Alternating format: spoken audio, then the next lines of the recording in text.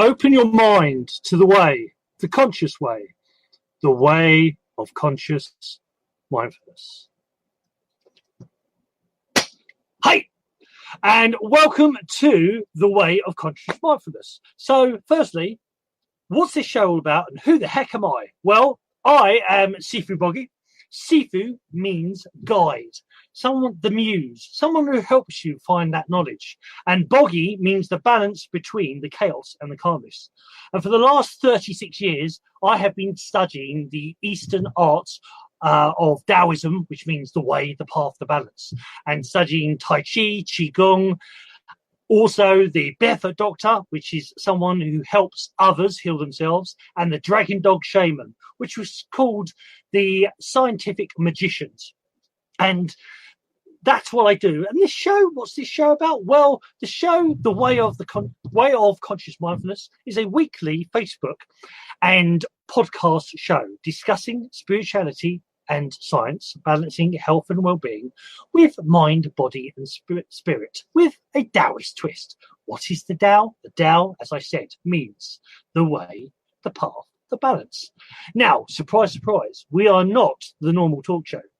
Each week, we either have a guest or a subject. It's Sunday, so it's subject time, and I've got some blooming cool co-hosts for tonight's show that I'm really looking forward to. And our aim is to have an open discussion to help us all find new skills, new techniques, new ways to balance our very own personal Tao or path. So let's just do this and this. I'll bring them on. So good evening, guys. We'll start off with ladies first. So we'll start off with the wonderful Emily. Good evening, Emily. Good evening, Sifu E. How are you doing? Oh, I can't hear you. Emily, I can't hear you. Why can't I hear you? Don't tell me that me turning off your sound kicked you. What? Robbie? Wait a minute. You try. Can you hear me? I can hear you. It's just Emily I can't hear. Oh, I shouldn't have touched her sound. Yeah, she's swearing at me in Russian. You just don't realise it right at this moment in time. So, oh, where's the camera? I don't. Right, okay. Let me just drop you off for a sec. Let's see if this works. I'm going to drop you down back to here, and then bring you back up again, and see if that helps. 3, 2, 1. Good evening, Emily. No. Oh, I don't believe it. Oh. Right. Can anybody else hear Emily, or is it just me and Robbie that can't? Anyway, okay, well, Emily, try going out and coming back in, okay? And so, Robbie, good evening, sir. Good evening. How are you doing, my I'm brother? doing grand. I'm doing grand. I'm glad you can hear me. I'm sorry we can't hear Emily, but I'm sure she'll be back on in a second. I hope so. I think me turning off her mic wasn't a good thing after all. It wasn't such a good idea, but you turned off mine as well, so I don't know. Maybe when she comes back on. So, but yes, nice to be here. Nice to be back. Back on the Way of Conscious Mindfulness. It's always a pleasure to come on and chat, and especially talking about the Merkaba, one of my favourite subjects. Hey, I know. Hey. I know you love this topic, and I thought there had to be a show sooner or later, but there can't be a show without you being on it. That was the point. Yeah. So well, good. Yeah. So what have you been up to? How's the obviously you've got a new book out. I'm just giving Emily a couple more minutes to see if I can get her back. But you've got a new book out. How is that doing? I have. Twin Flames, Merkabas, and more. So you know so it has to have a Merkaba in the title. But this is the first book that I've written that you know all about, because I've told you about it in many different shows. In fact, while I was writing it, I think you got the whole narrative. Yeah. I think the first time you got the show, we got pretty much the whole book. Yeah, exactly. But yeah, it's basically the show about the book is next week, so I won't go too much into the book. But my life story, how I became a medium, how I met Angelina, the synchronicities and the channelings that have led me to this path, and ascension, what ascension's all about, what it really means. What does that really mean to anybody? Do you know what I mean? So what's the reality of it? It's all very well being all mystical and coming out with all these big mystical terms, but, have we got her back? Yes! Do you hear me? Yes. Oh, we hear you. Hey, fantastic. Yes, I can join the party now. Hello, gentlemen. Welcome. Get that girl a beverage. Thank you so much. We've spoken about Robbie. He can shut up now. So, Emily, Let me just say, though, what a coincidence, because I actually have the guy's book on my desk right now. Fantastic. And that really is truly a synchronicity. I love that when life aligns itself that way. You didn't know that I was going to be on here tonight? Well, I didn't, not until Sifu Boggie called me up and said, "Hey, do you want to come join us?" And I was like, well, considering I have his book on my desk, I'm going to say that's a yes. Fantastic. Perfect synchronicity. I love Boggie works in mysterious ways. You should know that way. Yeah. So for those who don't know who you are, Emily, and whoever they are, they've been living on the same planet I used to live on. Who are you, and what are you all about, firstly? Basically? My name is Emily Harrison, and I am the founder and director of the Akashic Academy. My area of expertise is in the Akashic Records, and just like many of you guys, my life is transforming very, very quickly. In 2015, when it became undeniable that this was the direction my life was moving in, there were just too many synchronicities and too many downloads coming in, too many experiences that just verified this energetic realm that exists all around us that we cannot see, that is here to really assist us in this transformational experience of awakening our consciousness right now. For me, that's the Akashic Records.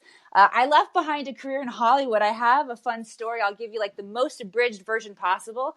I grew up small town Missouri, like 3,000 people, little farm girl right on the Mississippi River. I went to college. I was very restless in college. I quit college, packed up, moved to Hollywood to pursue acting. I did that for 20 years. I had a lot of fun and worked with a lot of really great, talented actors and directors. And ultimately, at the end of the day, I was really struggling to be fulfilled in my life. The biggest acting job I was doing was on myself, trying to be happy, trying to stay connected with my family and friends. But truthfully, I had just given away so much of my own personal power that there was a process of, one, stepping back into and awakening my intuition that I needed to go through, and really learning to love myself and understand who I was here on the planet. And when you do that, when you invest in that aspect of your own journey, you then begin to understand what your mission is here on the planet. Mine is to teach people about the Akashic Records, because that is like the universal internet. Every single piece of knowledge that we could ever want is located in that space, and every single person has the ability to access it. So I am transforming the world with my partner, Nick Pereira, creating space to really bring this knowledge of the Akashic Records forward, to create that space where we support our light workers in continuing to grow and expand. We've created a network and a magazine, and we are collaborating with so many amazing people out there to bring this message to the forefront and making it normal in everybody's lives. Because not everybody wakes up with their psychic abilities all intact and knowing what this intuitive thing means. Yes, there are some great guides on the planet who have done that. That was not me. My process, I had to wake up, I had to understand how to use it, and I had to start practicing it to get really good.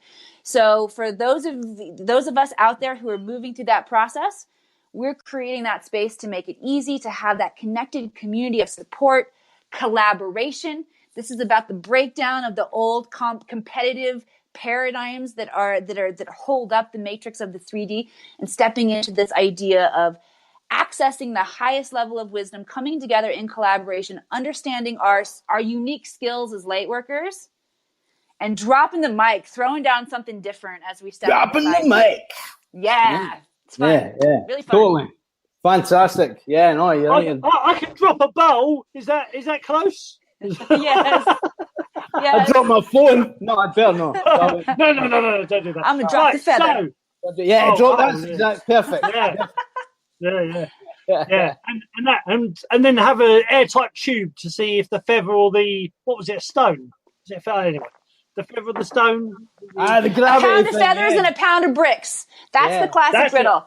Yep. Yeah. Which is going to hit the ground faster? A pound of feathers or a pound of bricks? Yeah, which is heavier? Like me. Yeah. That's right. Which is heavier? Right.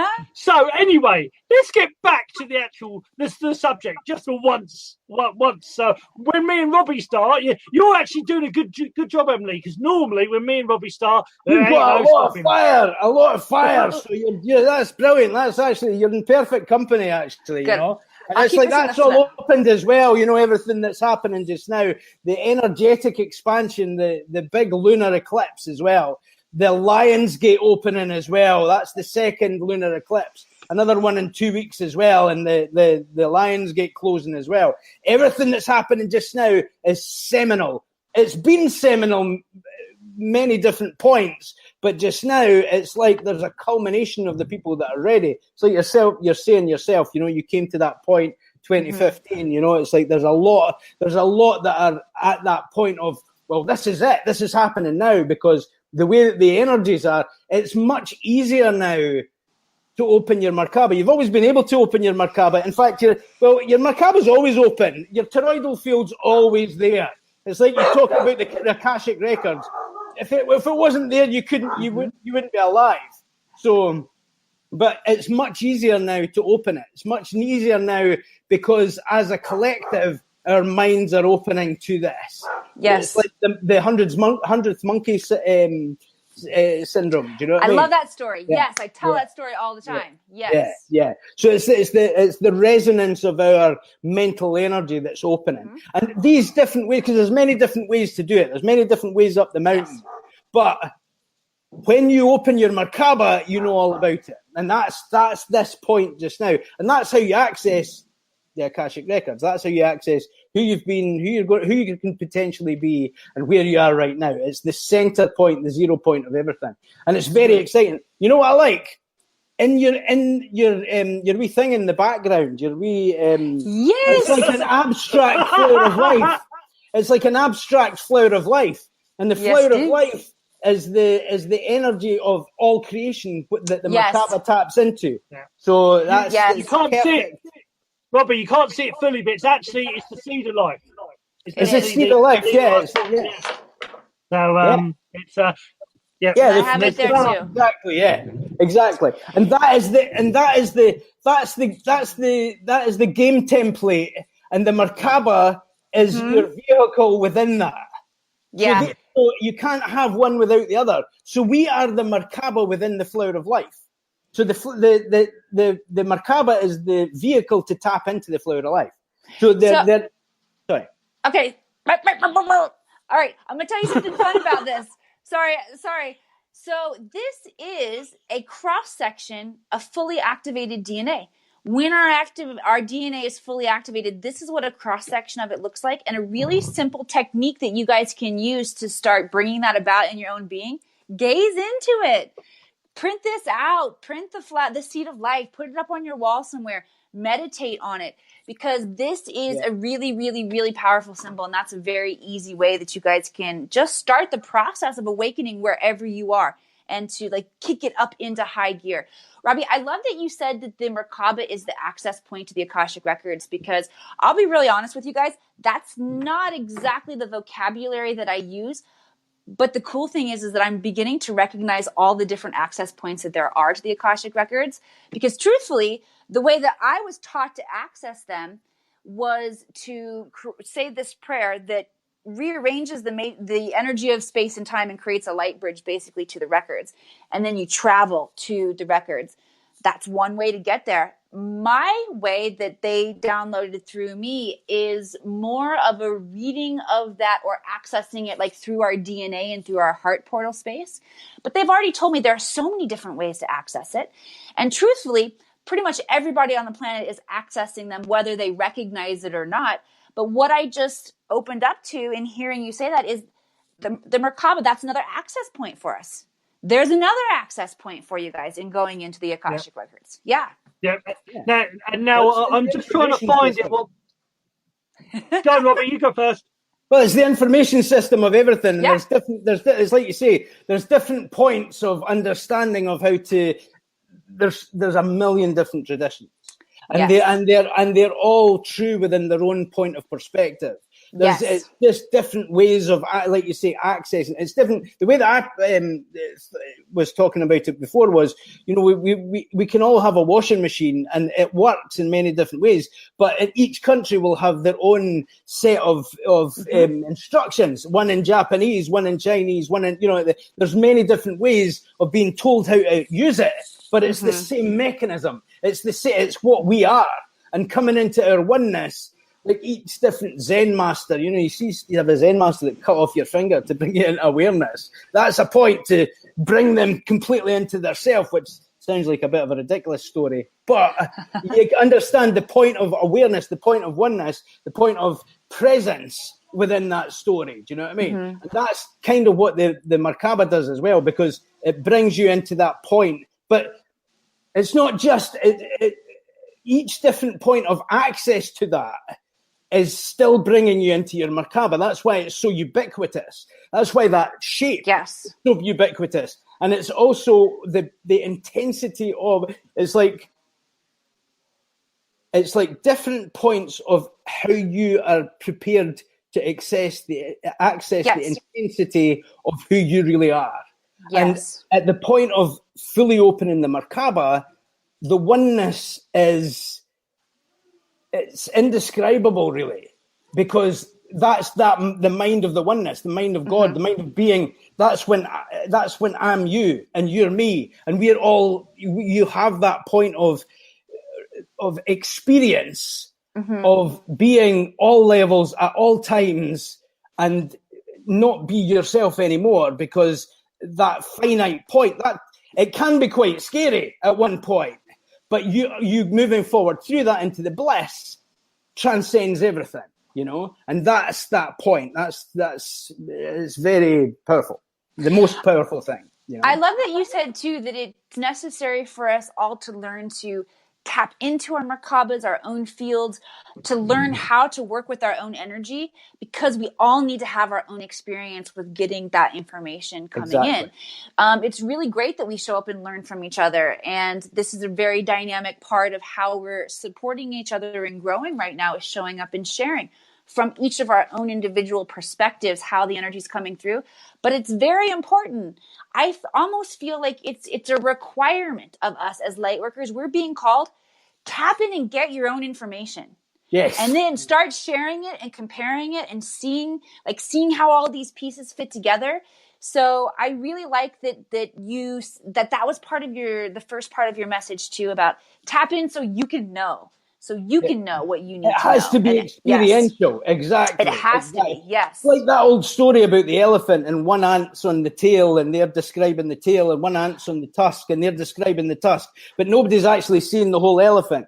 So we're like that, but our consciousness, the deeper we go, because it's about what we're ready for as well. If you're ready to recognize you are, not everybody's ready to completely let go of their personal identity. Do you know what I mean? So it's not about that. It's about, first of all, the first point, because the Merkaba has so many different layers and levels, right?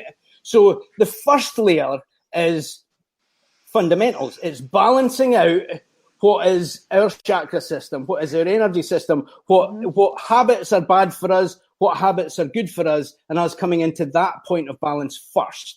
I don't think we want to let go of everything at once. Yeah, exactly. Before you go into being, a Maha avatar, and start manifesting things from nothing, the first point is about us being calm within ourselves, being in our peace. That's got to be the first place. It's coming into our peace and recognizing, well, what has worked for my life so far, and what do I not want to happen, and what do I want to happen. The fundamentals of that beginning, everything else springs from that. And that's the point, the center point, because the Merkaba is the two triangles, basically, or the two, the toroidal fields, right? Exactly, that shape. The one going downwards is the earthly, right? And the one going upwards is the etheric. So it's everything that is not physical and everything that is physical. And that center point has to be the balance for us fundamentally before we go any further. Because yes, you can open up, and yes, you can levitate. Yes, you can move into different dimensions and do all of the different stuff that comes with the city powers of that expansion. But you need to first, that's why when my guides talk about the ring past naught, right? Which is a kind of valve. It's like a point, it's like there's different points that you're ready for. And if you've not dealt with your greed or your lust or your laziness or your, whatever it is that you need to deal with, you'll deal with those fundamentals first and come into balance before you can move to the next stage. And that valve is there, and that can't be crossed by some ritual or some incantation. It can only be crossed when your consciousness is ready for it. And that's the power of the Merkaba, because it won't let you go any further. It won't, because people that try to open up too far too fast can create like a psychosis, or it's like, oh, I am everything, and then and it's that, oh, and that's it's a wonderful experience, but it can only go so far as when you're ready for it, when you're using those protocols, basically. I love it. Literally, anything that I could share with you guys about the Akashic Records and how they work is exactly the same. The Akashic Records are designed to work to bring forward the highest good that you are ready to understand, to implement, to shift at that point in time. So there's always room to grow and expand, but they're not going to go too fast, because there is that such thing as that psychosis. You hear people talk about having Kundalini awakenings where they just their circuits get blown. And truthfully, this isn't the most dynamic way for us to move through the process that quickly. Our focus in our society for a long time has been a very instant gratification kind of paradigm. So I get why we all want to do that really, really quickly. But the truth is, there are so many different layers of lessons to learn as you go. And I also agree with what you said. You got to deal with those things first. Those areas where you've got greed or lust or whatever it is that you haven't neutralized, you have not karmically brought into oneness and fully loved yourself and forgiven yourself for. The specific vocabulary that I use in terms of like that those gateways that get unlocked, the portal is through self-love. How much cosmic information you can assimilate does not have to do with how intelligent you are. It has to do with how much you're willing to love yourself. And in order to love ourselves, we have to neutralize all of these areas where we've carried density. We're also being called to clear our ancestral lines so that the future generations that are coming in are working from a cleaner slate. Like, it's time to really neutralize this karma, because in 5D, we're not creating karma. We're working with different systems up there. Right? And really learning to understand who we are, why we've chosen these circumstances that we've chosen here on the planet for our own learning and growth.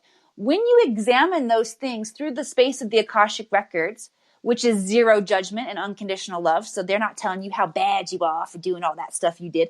They're showing you the dynamic blueprint of how this all works together.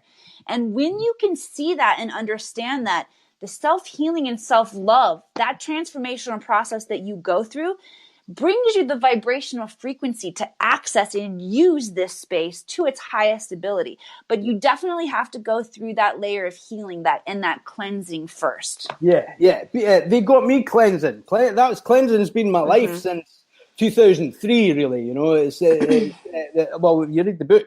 Actually, it tells you all about the process that I had to go through. Yeah. That's basically, like, half of it's my life story and half of it's like about ascension, But, and a lot of it's channel too. You got a lot of cool channel stuff in here. The book is basically the journey that I went through to become a medium, and snippets of I've channeled 4 books. Metatron, this is the Clarion Call. Metatron, this is the Healing Book, the Galactic Council books 1 and 2. And it just shows you the process that I went through and what I had. They actually wouldn't give me a word of it until I'd fasted for 20 days, the first book. So I was in day 20 when they gave me when I got the first, that was 8 years ago now, the first, the Clarion Call book. But it's the process through that, and it's not about, I think the terms are important, because when we say cleansing, I think because religion has said, you're bad, you have to, all this stuff. It's not cleansing in that way. It's not saying you're cleansing, you need to cleanse away your badness. It's about you clearing your filter system to the point where you can access the purest point of who you really are. That's all it is. And if you see it from that perspective, there is no judgment, there is no fear, there is no guilt or shame or anything that kind of traditional religion has relied on to control us. It's not like that at all. It's nothing like that. In fact, it brings you into such a place of feeling like as if you're supported. The higher energies, it's such a place of unconditional love. Until you're in that place and you recognize, oh, he just wants me to feel better. They just want me to feel better. Do you know what I mean? Like, you come into the place where you start flowering as a heart, and your heart intelligence opens up. And like you say, it's about love. And the more that you love yourself, the more you love everybody else, because the truth of everybody else is yourself. So it's the point of detachment. Let's say detachment. What do you mean? I'm not meant to care about anybody. Well, everybody is you. So when you detach from the illusion, it's the greatest form of spiritual attachment, because you detach from the illusion and you attach onto the divine, and then all you feel is love. And then everything that you're capable all you feel is love. I'm singing my way out because I have to go, gentlemen. I'm so sorry to cut you. I have another interview. I have to run to. But it's been such a pleasure. Lovely having you. Yes. Well, if you get the book read by next week. Okay, that's right. You guys, if you read the book by next week, you get to join a special little program. So that's my goal. Oh, yeah, only because it's just specifically about the book, right? Yes. But on the 7th of August. So if you're free, Emily, you can come on the show on the 7th. If you're free as a co-host, if you read the book, it's only 130 pages. They're getting me good. Okay, everybody, hold space for me. I'm going to get this book read. Blessings for your other interview. Thank you for coming on. Wonderful talking to you. Wonderful. See you guys again soon. Yeah. Bye. See you later, Sifu. Oh, fantastic. Okay. Yeah. And breathe. So, I've been trying to actually bring on, because there's a picture quite important. I'm sorry, I was just getting, I did pray before I came on, and I've just been blathering on there. No, mate, don't worry. It was good. It was good to. I knew Emily was only about for half an hour, so I was quite happy for you two to converse. Right. So with the Taoist stuff is there is the whole thing that the flower of life. There's that way. If you actually make the Metatron's cube, the Merkaba, but with 74 pyramids, it's actually 74 pyramids. I was trying to actually so I can bring it on as a picture, but it won't load up for some reason. But there is a picture. I will put it into the comments. There is a picture where you have this metal frame of the Metatron's cube, which is 64 pyramids, 64 pyramids. And when you shine a light through it, you get the flower of life. And the reason that you get the flower of life coming through is that according to, because I mean, it's up in the corner here, it's behind me, over there. The flower of life is the mother. According to the ancient knowledge I was taught, the flower of life represents the mother energy of everything. Not just like say Gaia, the planet, but it is the yin. It is the mother. So crop time, the old Tai Chi symbol. The flower life would be the mother. The Merkaba is the father. The Merkaba is activate. You have to activate your Merkaba. Yes. Your flower life is continuously flowing because it is the creation. It's the mother. But by activating the Merkaba, you get, it's the activation of the Merkaba that helps transcend you.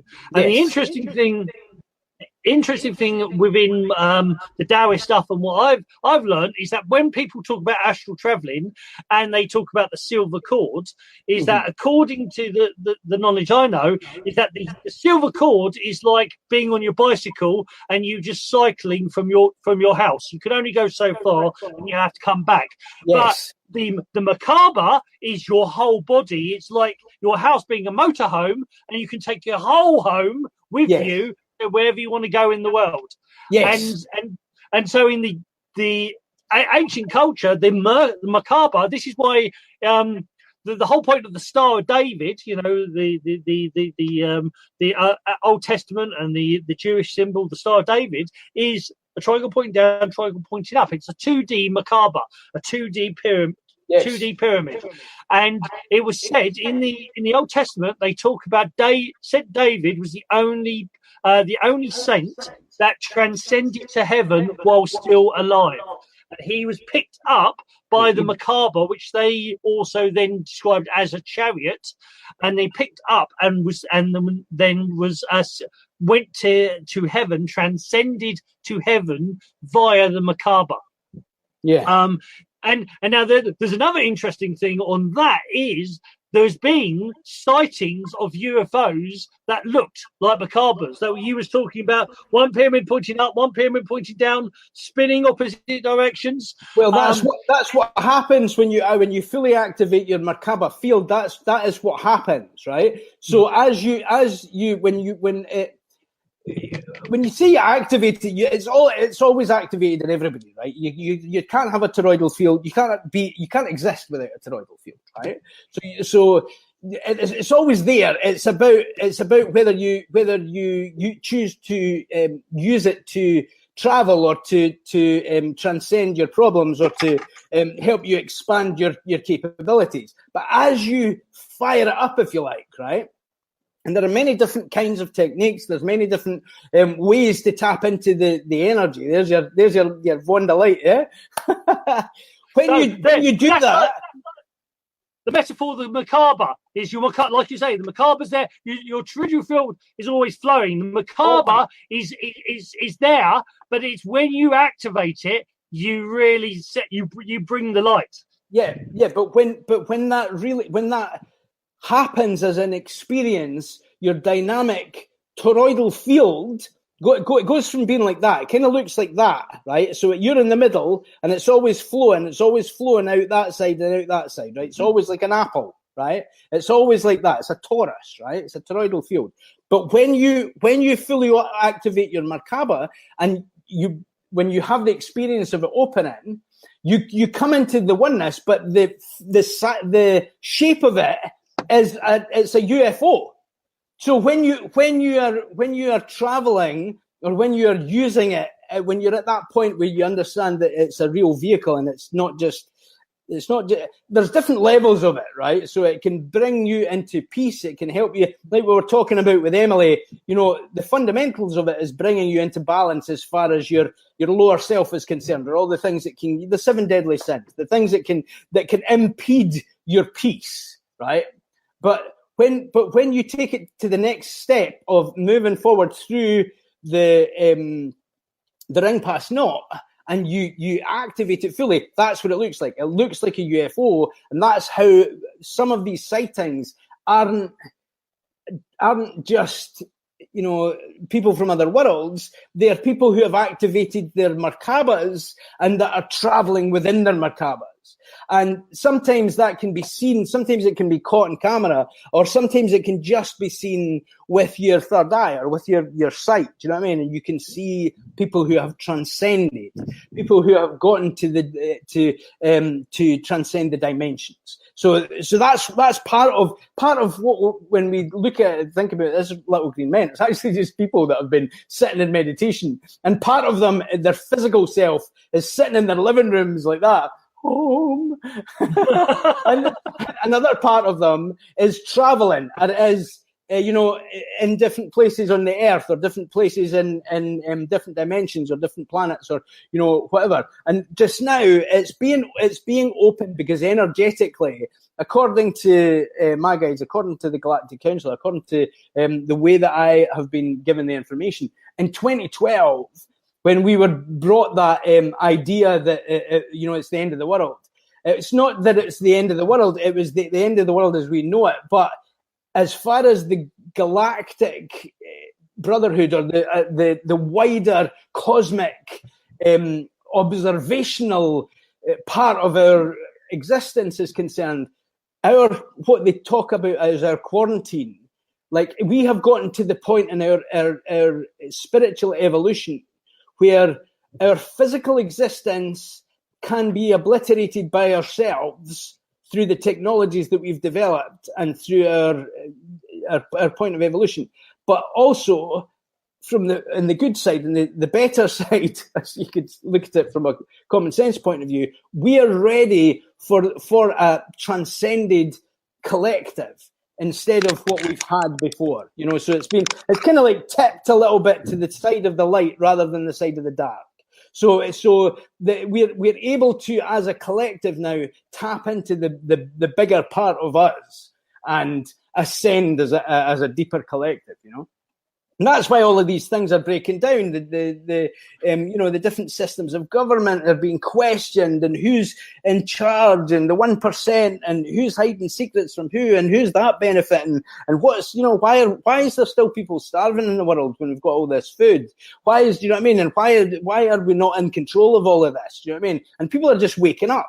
What works? Healthiness, happiness, meditation, different money systems breaking down, cryptocurrency, like everything opening up, which is wonderful. That's great, it's fantastic, Sorry, I'm blathering on here. No, it's all good, brother. It's all good. It's all about it. That's the whole point. I mean, the interesting thing, again, I know that when we go back to 2012, there was a big hype from the media about the end of the world. Yes. But there was a lot of media who knew for a fact, they knew that the Mayans were saying, hold up, no, this is just a calendar.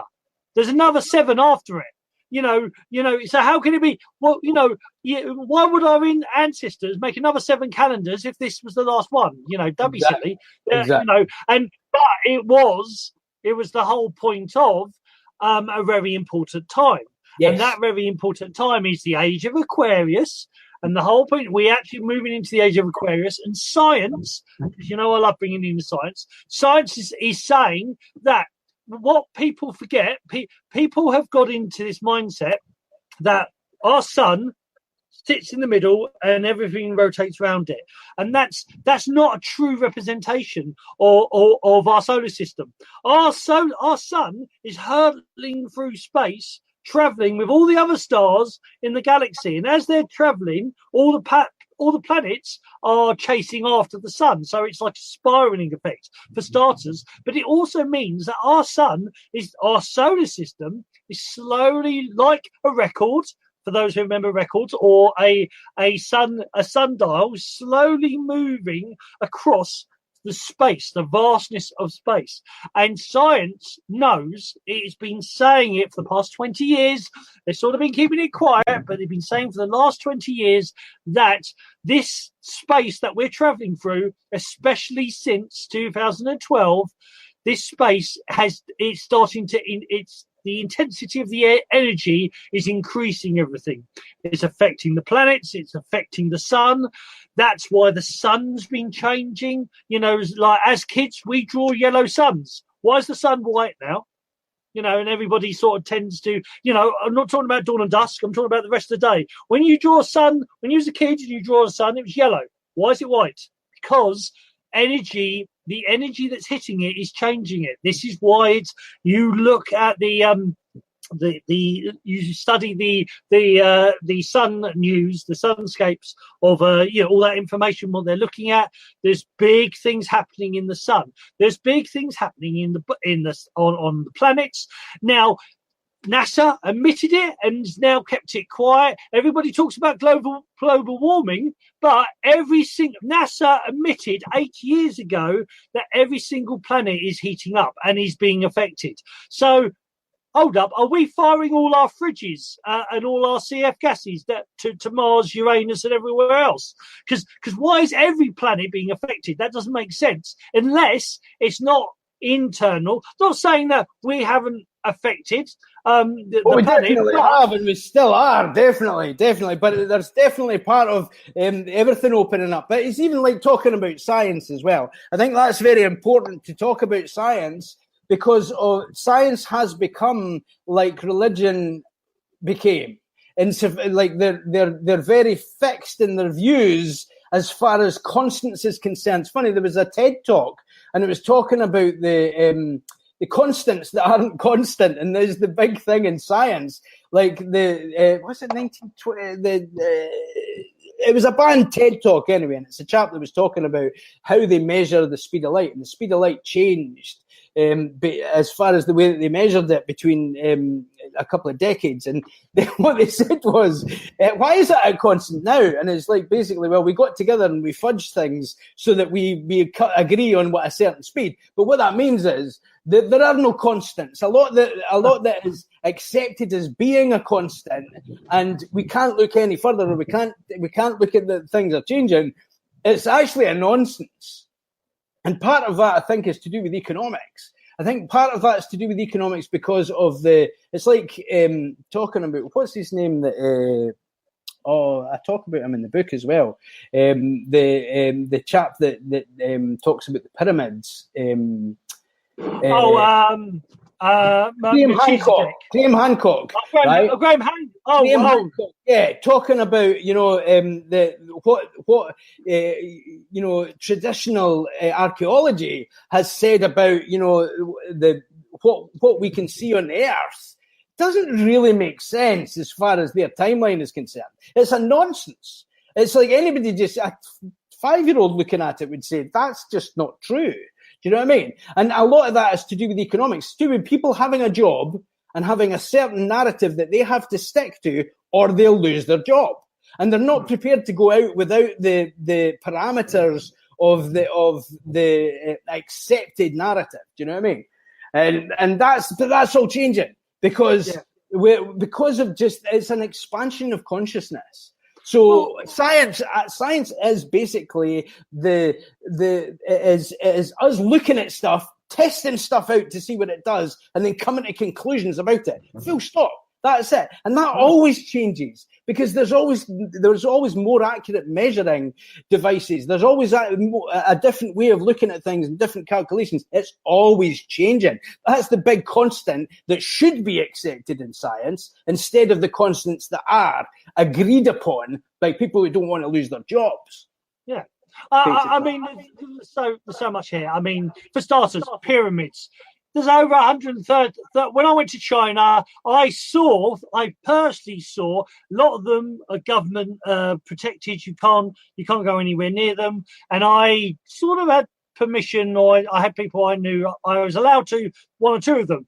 But there are over 130 pyramids in China that I know of. I think there's more than that. I think it's 138. China's a big blooming place for starters. Definitely. But they go from Giza pyramids to Mayan style. I mean, we go back 20 years, there was only one place that had pyramids, and that was Egypt.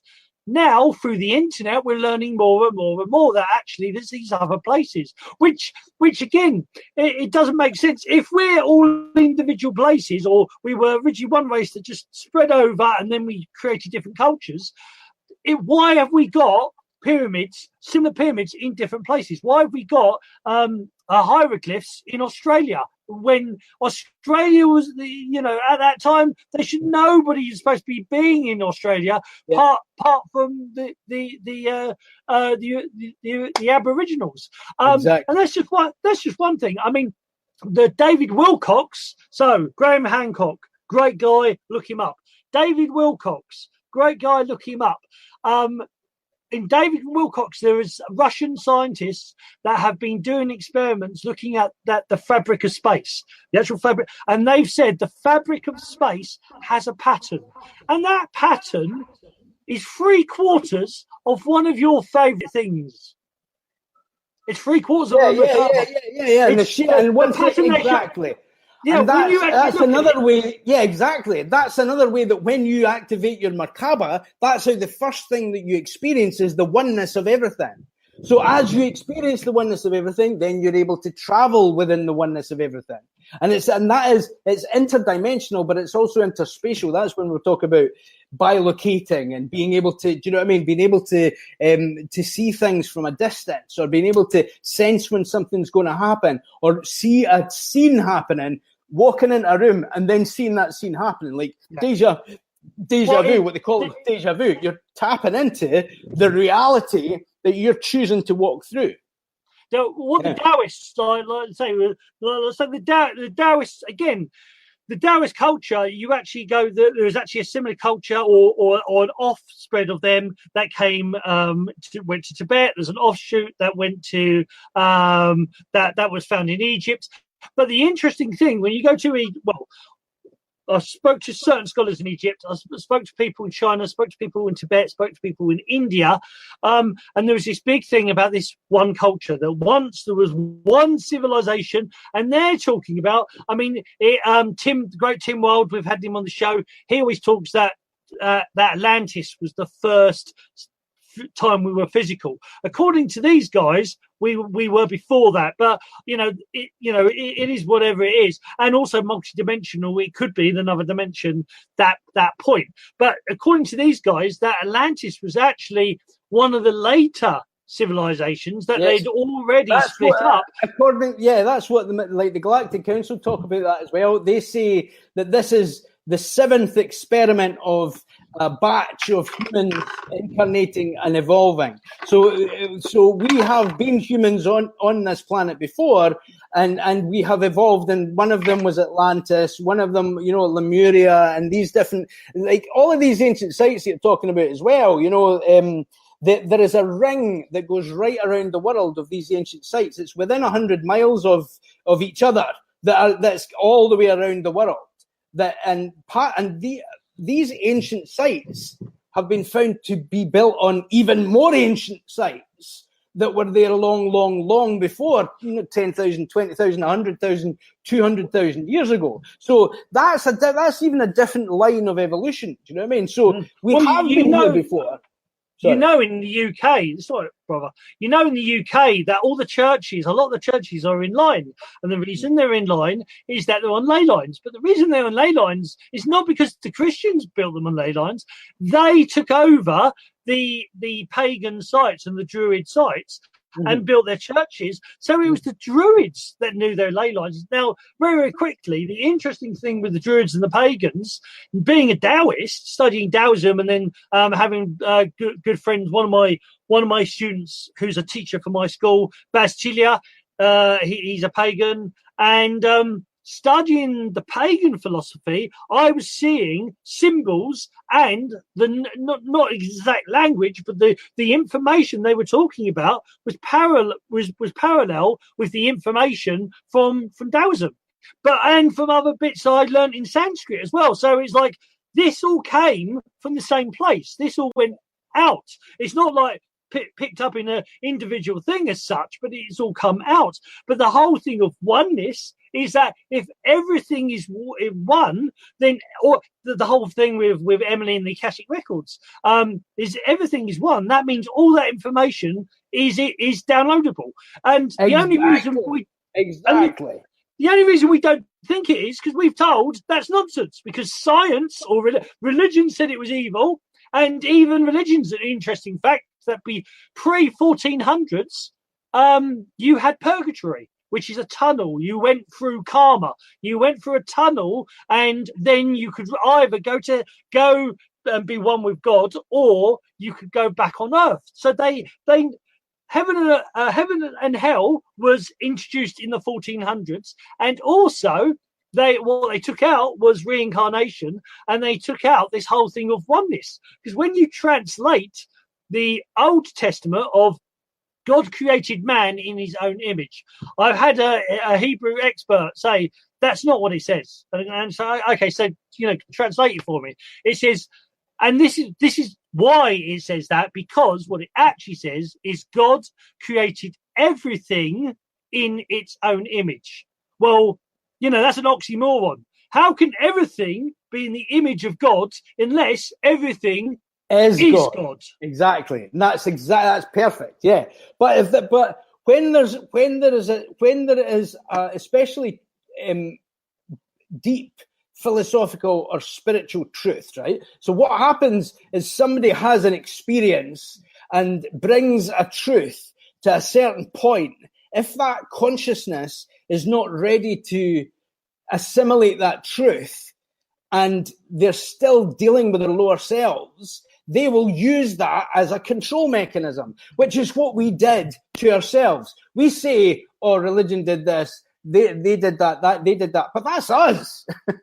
That's our fledgling consciousness that's not ready for the assimilation of oneness. So we use that in control methods, you know what I mean? To control the populace or to control, and part of that's fair enough. When we're not ready to assimilate it, we will only assimilate it to the point that we're ready for. That's the whole point of the ring pass knot. So we assimilate to the point with control and the people who are meant to be looking after our spiritual needs, our, how we organize ourselves, our moral systems, our, how we organize our society. And that has its place, and that has had its place. And it's important to honor that for what it is. But it's just like right now, in the microcosm of that understanding from the last 20 years, nobody is really wanting to use a Sega Mega Drive anymore, because it's not current. They might do it, just for old time's sake. But generally, they are on their new technology, and once you recognize and develop and understand that you have something that works better, you're not going to go back to the old system. That's all that is. And it's happening just now with all the religions, all the way it's breaking down. It's because us coming to the recognition of these are old traditions that have worked to a certain degree, but they're not working anymore. And the more that we become aware of ourselves, aware that there is a Merkaba, that there is these systems that we can tap into that makes us function better, why wouldn't we? Why wouldn't we? That makes us happier, that makes us more balanced, that makes us not just be able to deal with our lower selves, but be able to transcend the dimensions consciously and experientially. Why wouldn't you? Why wouldn't you? Basically, indeed. Yeah. Right, let's go through a few of these messages. So, Sonia, messages. The lovely Sonia Adams says, "Love you all for what you bring to our others. Thank you very much. Love you, Sonia. Thank you." This was obviously about when we talked about Emily Sifu's Cedar Life. So it says, "Well, I bought a Cedar Life pendant last week. I saw it in a meditation. Yeah, all sacred geometry, all sacred geometry, all symbols are actually 3D. Well, more than 3D. They're you can move them around. That's one of the things in the Taoist concept, like this. We see it as a 2D, but I've actually got a pendant, and the pendant shows it protruding. And the whole point is because it's actually a sphere." And like I'm not. Yeah, you can just sort of say it. It's actually, but that's another thing. Everything, the Tao, the yin yang in its 3-dimensional presentation is actually a torus. The yin yang, the torus it's a torus. It's actually that is actually a 3-dimensional. It's a torus. What we've been talking about, the torus field that's around us that expands with the Merkaba, that's what that is. So that's and it's part of the same system. It's part of the same thing. And part of the whole as above, so below. And I just wanted to say about the Merkaba. For me, with the Merkaba, is that when you've got the Merkaba working, the word shun means to flow, but it also means to fold. And in the Dragon Dogs, they actually talked about folding space, where you're saying about, like they're up in space and they're sitting down. Is that the whole point of they could be in two places or several places all at once, because the illusion of reality, we think time is linear, so therefore, it starts here and it starts here and it goes over there, and we think the same with space. But the Taoist perception, which is now quantum physics, is that actually, according to the way that space works, everywhere is touching everything else, and it's only the fact that we don't know how to get from one level to the other. Well, science doesn't know how to get from one. Not yet. But we didn't know how to split the atom like 100 years ago. You know what I mean? Exactly. So, I mean, really, this is we are at the fledgling point of that technology coming into being a reality, and folding space time. It's like saying, well, how could in the vastness of space, where we are. How is it possible for us to go, because we know how big the universe is? It's like the Fermi paradox about why do we not see, other intelligent life?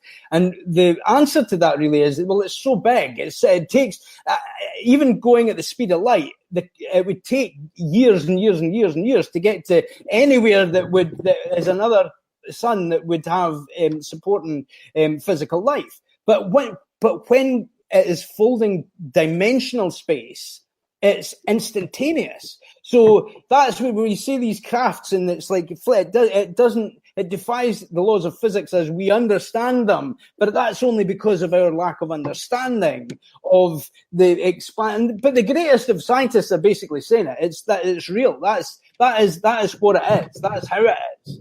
And it's only just about us catching up with that, really.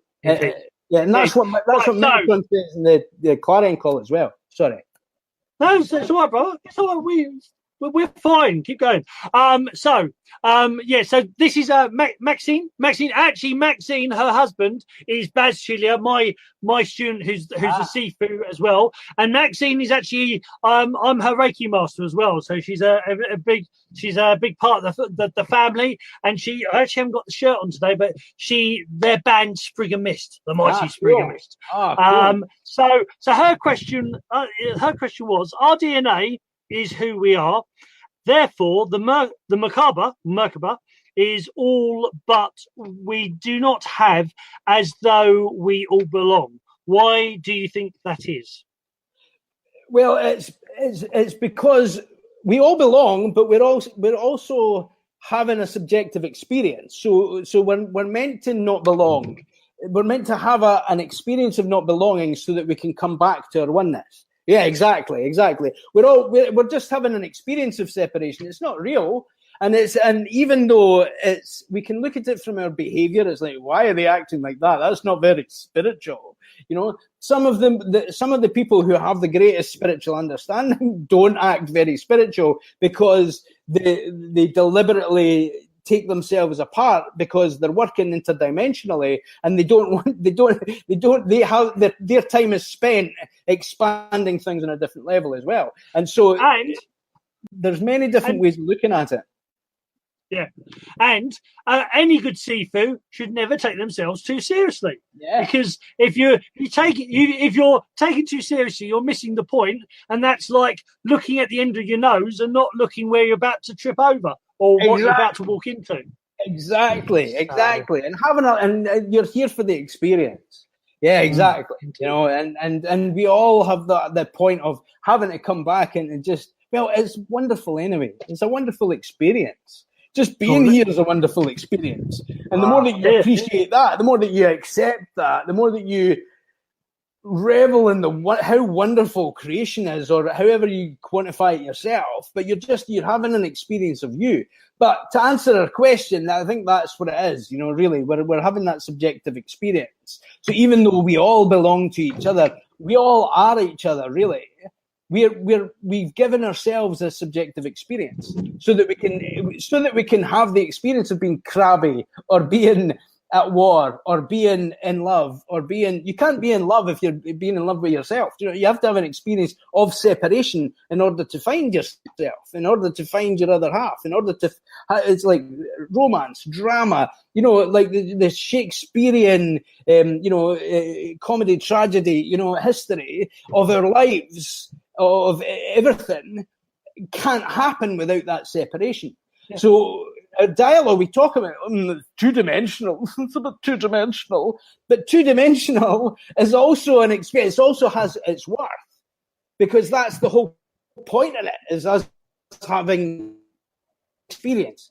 The truth of that is like saying, what is the ultimate truth of everything? There is no inherent meaning apart from the meaning we ascribe to it. So we are here to give meaning to life.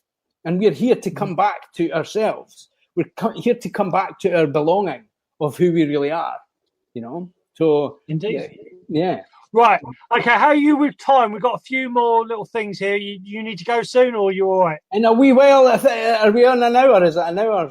What are we doing? Yeah, it's been an hour, but I've got if you're right for about another 5 more minutes. Yeah, have we answered all the questions? I don't want to be... No. That's why I'm trying to get through them. So, okay. Then another one of my students, she said, the support is amazing. She also said, I see that chaos often in people starting to awaken. Yeah, that's the classic sign.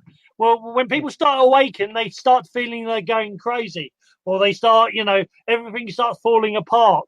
And it's the hero's journey. I always forget who wrote it. Where's Ethan when you need him? The hero's journey is a great book that talks about about this, that things have to unravel for them to actually fall into place, or fall apart to fall into place. Sonia also says, but that's the whole tarot thing as well, yeah. Yeah. The hero's journey from the beginning to all the different facets of our human experience. Indeed, brother. Indeed. Right. So says, yes, reaching the point of inner peace and accepting what happens to us and not being fearful. That's a very key point, Sonia. I had to take a step back to work on this, but have come through this and feel I have moved forward to the next step. It's a circle. Just remember, it's a circle. You may feel, there may be a time where you feel a dip. There may be a time where you feel uncertainty, and and that's just another level of clearance.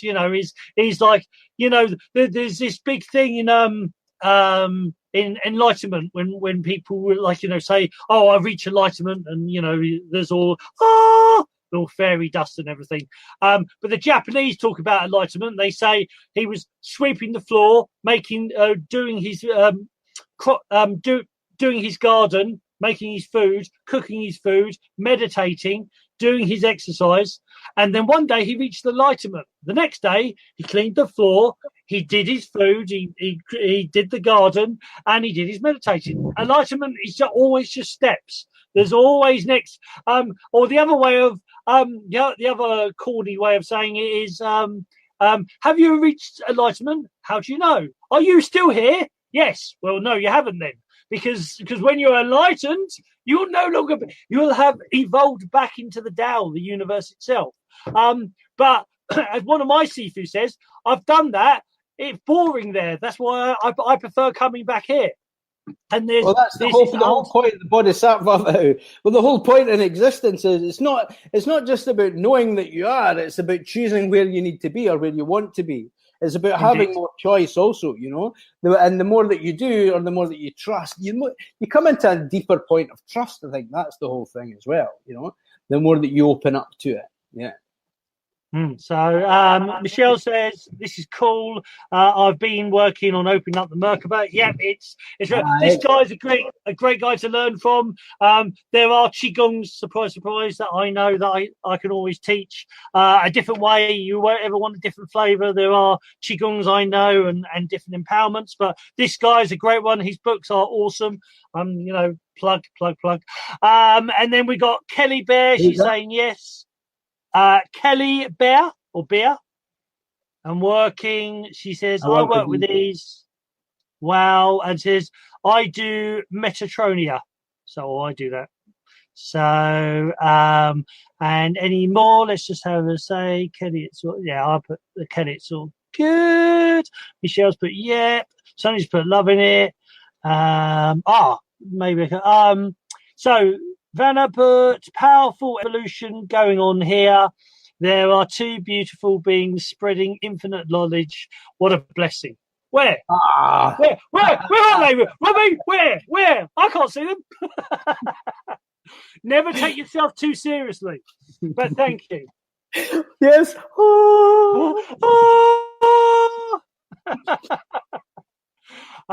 There it goes back to the back to the old saying, your great poem that's on the way of learning, that it says about the Tao. I am the Tao, yeah? Yeah. And there's a version of that saying, I am the saint and I am the poo that is on the saint's foot. You know, that he's treading while on his journey. You know, is that the truth? The Tao is everything. It's the Qi and the Shen. Very, very quickly, it also says, I try to explain my family the awakening is nothing to fear. I feel this is a problem for many, and I see them suffering because of this. Yes, a lot of people will be afraid, but that's the whole point of the light workers. That's the whole point of us. That is spreading that love. Exactly. I mean, my point of view is, I've awakened to the point where, as a Taoist, I believe, you live and die over and over again. So if you kill me, no big deal. I'll come back. It doesn't matter. But, the whole point is that everything is internal. Think of it like this. Your body is made from ancient stars. That's how awesome this universe is. Your body's made from ancient stars. And Einstein, if you're very much a scientist, Einstein said energy can't be destroyed. It only can be transferred or transformed. Energy can't be destroyed. It can only be transformed. Your consciousness is energy. So therefore, you cannot die.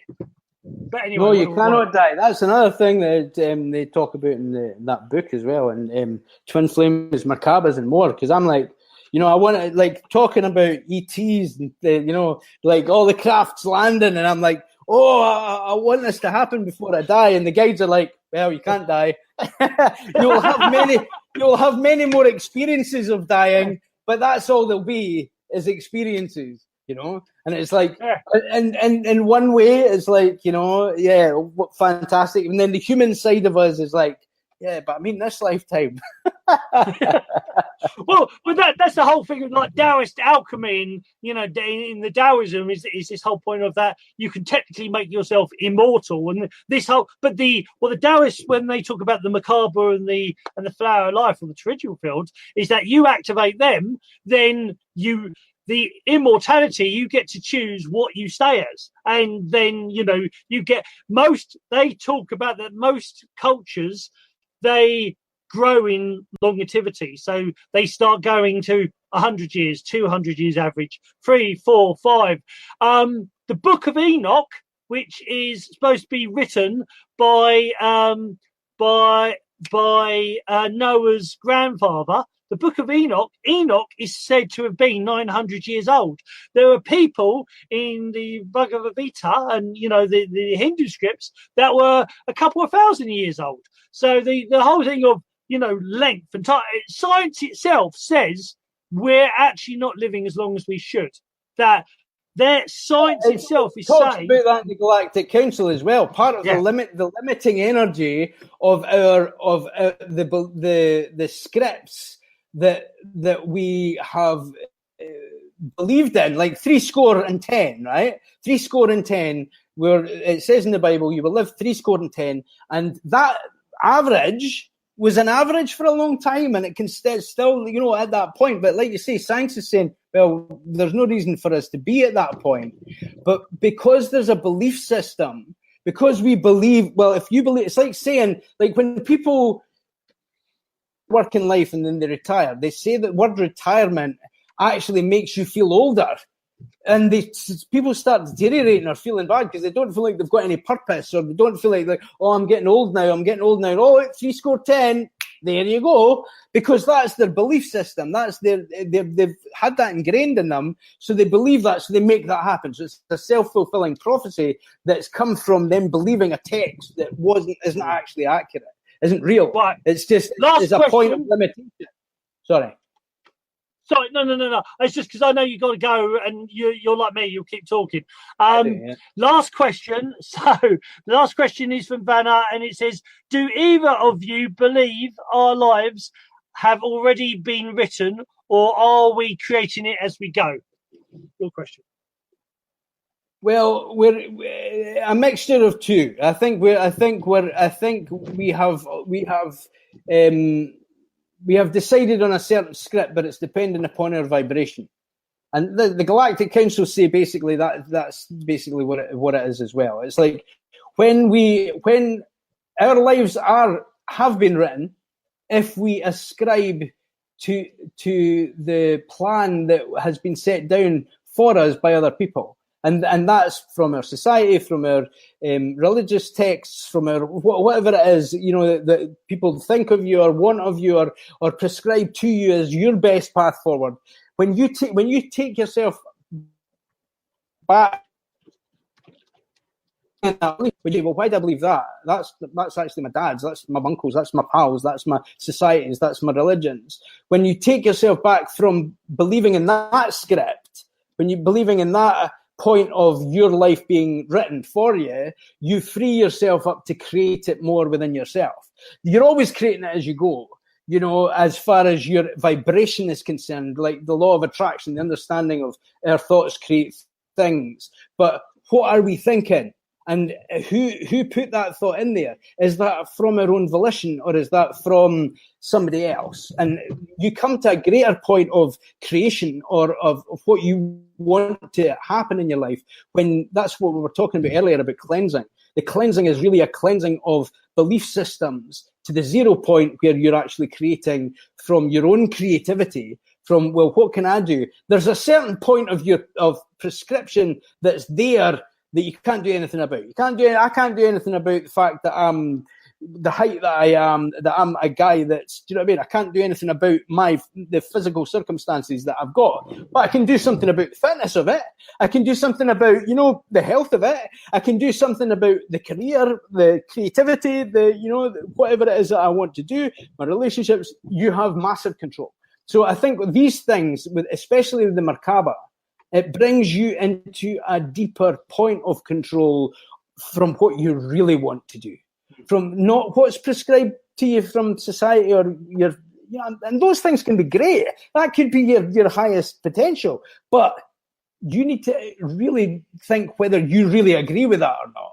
And if you do agree with that, that's fine. That's great. You're going. But if you don't and you want a different life for yourself, you can create something different. You can create something better, and you change your vibration and you bring that into being. And you can. You really can. And the more that you open up your Merkaba, and here's the biggest point about the Merkaba, right?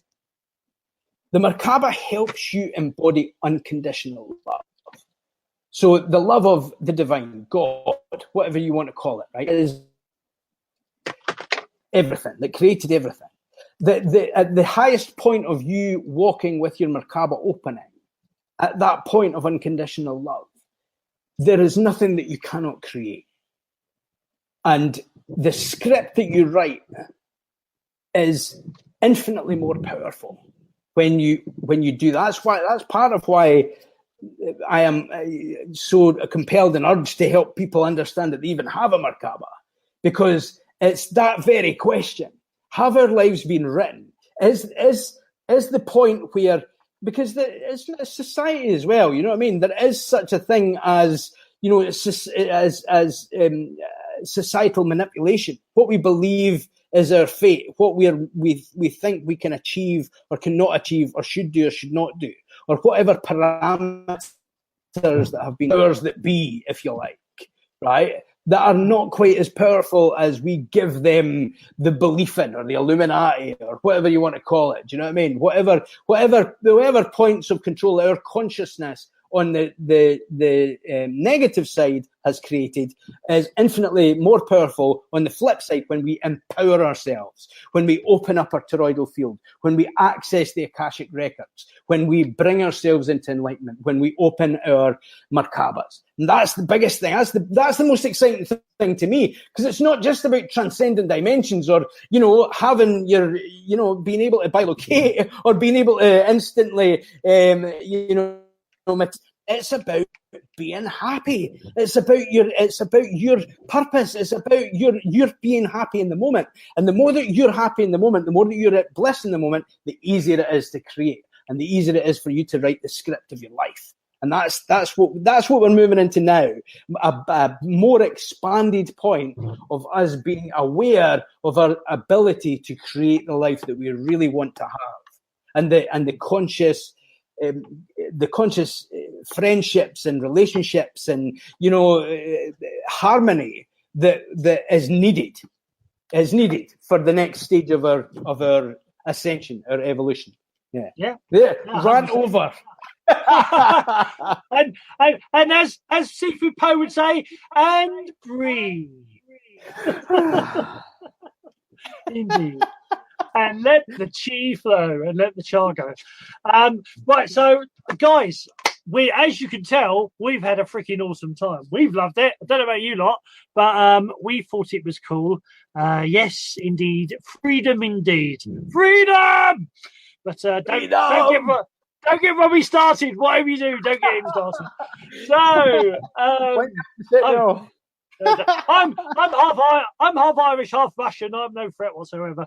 So, but anyway, so I hope you guys enjoyed it. Robbie, obviously, just give us a couple of minutes. Guys, take care. So Robbie's show is on the 7th. So we'll be talking about Robbie's book on the 7th, and really looking forward to that one. New book. Yeah, that new book. So if you can, well, actually, I'll get Robbie to give me the link, or when you look on the show, stick the link to get your book down below on the comments, and we'll do that, and we'll see you guys soon. There is a show next Sunday, I think there is. I can't think off the top of my head. I've been running around a bit like a madman, sorting out a few things, and I've just managed to keep the computer going without it melting, which because it started to heat up here in the UK. But so take care, guys. Hope to see you again soon. Thanks for watching. Oh yeah, indeed. Thanks for joining us, Nussers. Us, the two dangerous brothers. But anyway, we hope you enjoyed it. So take care. Love, Qi and Shen from the mighty Robbie MacKenzie, and from myself, Sifu Boggie.